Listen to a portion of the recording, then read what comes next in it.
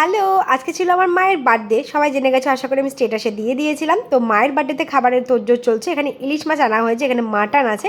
আমি সম্পূর্ণ রান্নাটা আজকে নিজে হাতে মায়ের জন্য করব, কারণ আজকে দুই দিদির মধ্যে কেউ আসতে পারেনি।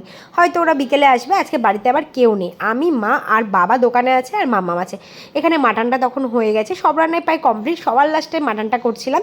মাটন খেতে আমার মা ভীষণ ভালোবাসে, আর মায়ের সবচেয়ে ফেভারিট মাছ ছিল ইলিশ মাছ। তাই মা যেগুলো ভালোবাসে সেগুলোই আজকে রান্না হয়েছে। চলো দেখে নাও কী কী রান্না হয়েছিল।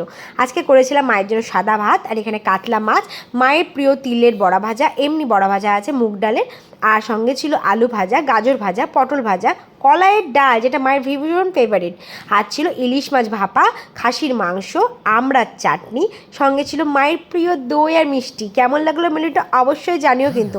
মা যেগুলো ভালোবাসে আর সেগুলোই আজকে আমি রান্না করে দিয়েছি। মা আমাদের জন্য সকলের জন্য এত করে, আর মায়ের জন্য এইটুকুনি তো কোনো ব্যাপারই না, এটা মায়ের জন্য খুবই সামান্যতম। মামামকে নিয়ে মা খেতে বসে গেছে। দিদিরা আসেনি বলে মায়ের একটু মন খারাপ করছিল, শুধু মায়ের না আমারও ভীষণ মন খারাপ করছিল। যাই ওরা বিকেলবেলায় আসবে, রাত্রেবেলায় আমরা কেক কাটবো, সবাই মিলে মজা করবো খুব। এখন মা খেয়ে নিক। মামামের খাওয়া দাওয়া পাই কমপ্লিট। ও তো পাশে দেখো এডিটিং করছে, পাশে বসে কথা বলছে। মা খাচ্ছে, দেখো মা কি বলছে সবাই শুনে নাও। ভালো হয়েছে? এখনো তো মাটনটা শুরু করোনি মাছ। তো চলো আজকের মতন এইটুকুনি, চলো টাটা।